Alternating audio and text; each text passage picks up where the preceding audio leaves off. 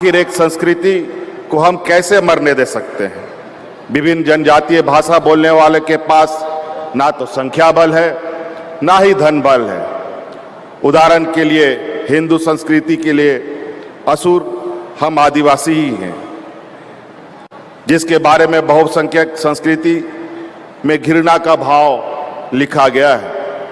मूर्तियों के माध्यम से द्वेष दर्शाया गया है। आखिर उसका बचाव कैसे सुनिश्चित होगा, इस पर हमें सोचना होगा। धन बल होता तो जैन पारसी समुदाय जैसे अपनी संस्कृति को हम बचा पाते। ऐसे में विविधता से भरे हुए समूह पर विशेष ध्यान देने की हमें जरूरत है। जानवर बचाओ, जंगल बचाओ सब बोलते हैं, लेकिन आदिवासी बचाओ कोई नहीं बोलता। आदिवासी बचाओ, जंगल भी बच जाएगा, जानवर भी बचेंगे। सबकी नजर हमारी जमीनों पर है।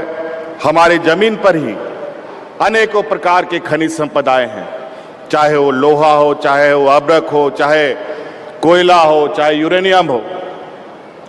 खनिज संपदा तो हमारे पास है, लेकिन हमारे पास ना कोई फैक्ट्री है, ना पेड़ जंगल काटने के लिए आराम मशीन है।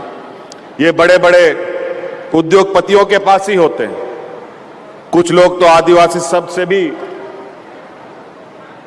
चिढ़ने लगते हैं। वो हमें आदिवासी नहीं वनवासी कहकर के पुकारना चाहते हैं। आज जरूरत है कि एक आम देशवासी के अंदर आदिवासी समाज के प्रति संवेदनाएं जगाई जाए। जरूरत है आम जन के अंदर आदिवासी समाज के प्रति सम्मान एवं सहयोग का भावना पैदा करने का। आदिवासी कौम एक स्वाभिमान कौम है, मेहनत करके खाने वाला कौम है। ये किसी से भीख नहीं मांगता। हम भगवान बिरसा मुंडा, एकलव्य, राणा पुंजा के कौम है, जिन्हें कोई झुका नहीं सकता, कोई डरा नहीं सकता, कोई हरा भी नहीं सकता। हम उस कौम के लोग हैं जो गुरु के तस्वीर से हुनर सीख लेते हैं। हम सामने से वार करने वाले लोग हैं, सीने पर वार झेलने वाले लोग हैं। हम इस देश के मूलवासी हैं। हमारे पूर्वज ने जंगल बचाया, जानवर बचाया, पहाड़ बचाया।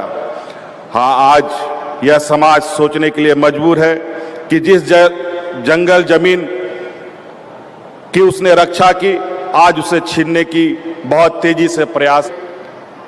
हमें अपने 200-250 वर्ष पूर्व के इतिहास को याद करना चाहिए। हमें यह याद रखना होगा कि आज जो भी हमारे पास है वो हमारे शहीदों की देन है। बिरसा मुंडा, भीम नायक, काटा भील, सिद्धू कानू, सभी महापुरुषों ने आदिवासी अस्मिता की रक्षा के लिए अपनी जान न्यौछावर कर दिए थे। भगवान बिरसा मुंडा ने क्या कहा था? उन्होंने जल जंगल जमीन पर अधिकार की बात की थी, अब वह राज की बात की थी, गांव की सरकार की बात की थी। दिक्कत है कि हम अपने आदर्शों के बारे में जानते ही नहीं। हमारी नई पीढ़ी को इसके बारे में सोचना होगा। आप एक संथाली युवक से पूछें राणा पुंजा कौन है, तो वो बोलेगा, राणा पुंजा के बारे में सोचने लगेगा ये कौन है। वैसे ही आप एक भील युवक से पूछेंगे बुद्धू भगत कौन है, तो वो भी सोचने लगेगा कि ये बुद्धू भगत कौन है, और उत्तर भी नहीं दे पाएगा। सच्चाई है कि देश का आदिवासी समाज एक होकर सोच ही नहीं रहा है।